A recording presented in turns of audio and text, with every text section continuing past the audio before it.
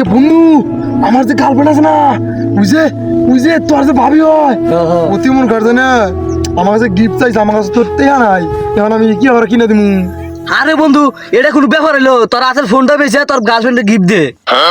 এই বন্ধু তোর কথা তো ঠিক আছে যুক্তি আছে না আব্বারে কি কমু আরে বন্ধু এত চিন্তা হস কে তোর বাপের ফোন দিয়ে ক যে আমার ফোনটা চিন্তা হয়েছে গা। আর বন্ধু তুই তো তাহলে ঠিকই উঠতে দিছা খারাপ না আব্বার ফোন করে কই